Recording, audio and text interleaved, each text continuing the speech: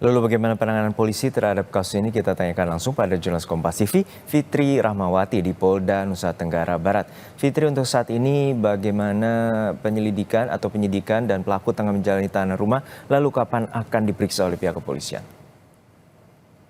Ya, Juno dan juga saudara, baru saja di Polda Nusa Tenggara Barat ini digelar jumpa pers, di mana pihak aparat kepolisian, yaitu di Reskrimum Polda Nusa Tenggara Barat, meluruskan beberapa hal terkait pemberitaan terkait kasus pelecehan seksual yang melibatkan kelompok disabilitas ini.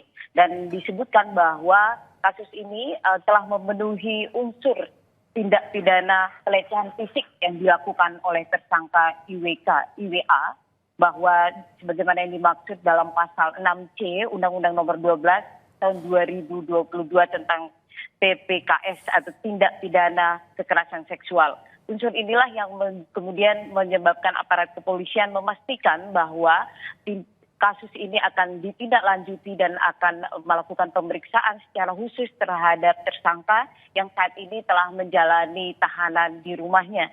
Tidak ditahan di Polda Nusa Tenggara Barat, namun menjalani tahanan rumah karena kondisi fisik dari IWA yang disabilitas dan dianggap harus memenuhi hak-haknya sebagai kelompok disabilitas.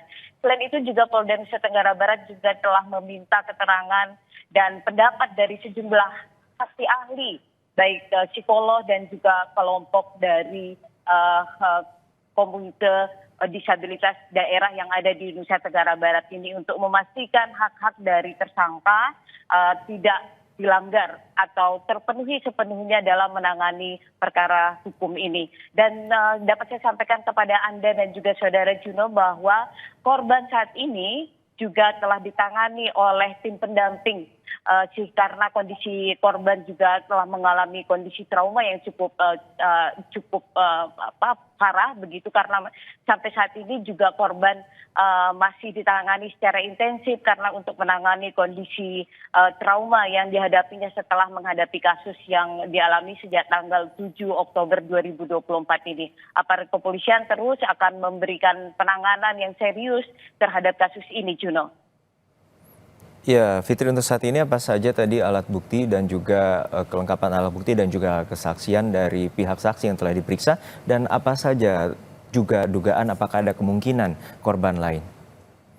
Ya, Juno, aparat kepolisian telah memeriksa 5 orang saksi, 1 orang saksi adalah saksi korban dan 2 orang lainnya adalah 2 orang saksi yang nyaris menjadi korban dengan modus yang sama dilakukan oleh tersangka IWA ini. Dan kemudian juga saksi seorang rekan korban dari korban, kemudian juga 1 orang saksi yang merupakan penjaga dari homestay tempat di mana peristiwa itu terjadi atau pelecehan itu terjadi yang dialami oleh korban dan juga dilakukan oleh tersangka IWA ini.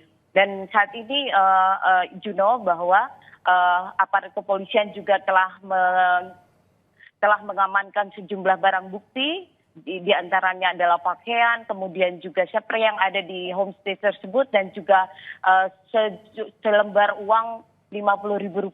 Ini akan digunakan untuk memastikan bahwa kasus ini akan ditangani secara serius, dan aparat kepolisian juga telah melakukan beberapa pendapat dari para saksi ahli untuk memastikan bahwa langkah yang dilakukan oleh aparat kepolisian ini benar dan tidak melakukan diskriminasi atau kriminalisasi terhadap kelompok disabilitas seperti tersangka IWA ini. Dan juga beberapa pendapat dari tim pendamping juga mengingatkan bahwa korban juga harus mendapat perlindungan karena sampai saat ini korban masih mengalami trauma yang cukup berat akibat peristiwa tersebut, Juno.